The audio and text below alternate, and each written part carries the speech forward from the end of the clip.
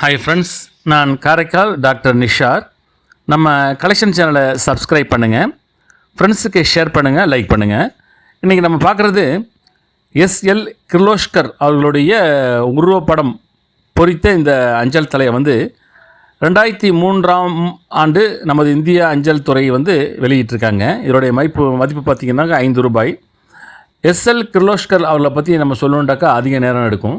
சாந்தனு ராவ் லட்சுமண் ராவ் கிர்லோஸ்கர் குழுமத்துடைய விரைவான வளர்ச்சியில் முக்கிய பங்கு வகித்த ஒரு இந்திய தொழிலதிபர் இவர். எஸ்எல் கிர்லோஸ்கர் குழுமத்துடைய கிர்லோஸ்கர்வா என்ற நகரத்தை நிறுவிய லட்சுமண் ராவ் கிர்லோஸ்கரின் மகனாவார்.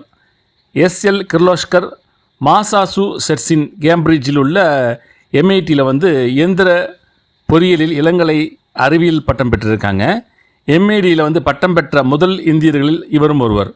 அதே நேரத்தில் அமெரிக்க இராணுவத்தில் ரிசர்வ் அதிகாரமும் இருந்திருக்காங்க. 1940ஆம் ஆண்டு எஸ்எல் கிர்லோஸ்கர் இயந்திர கருவிகளை உற்பத்தி செய்வதற்காக மைசூர் கிர்லோஸ்கர் லிமிட்டெடை நிறுவியிருக்காங்க.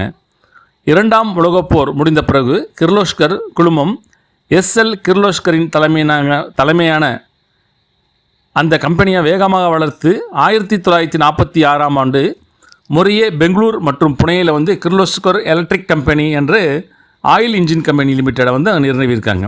இவ்வாறு அவங்களுடைய கம்பெனியை பல்வேறு வகையில் உருவாக்கம் செஞ்சுருக்காங்க. இவங்களுக்கு இந்தியாவுடைய உயரிய விதான பத்மபூஷன் விருதும் அவங்களுக்கு வழங்கப்பட்டிருக்கிறது. இதை தான் நாம் பார்த்துக்கிட்டு இருக்கோம். சப்ஸ்கிரைப் பண்ணுங்கள், ஃப்ரெண்ட்ஸ்க்கு ஷேர் பண்ணுங்கள், லைக் பண்ணுங்கள்.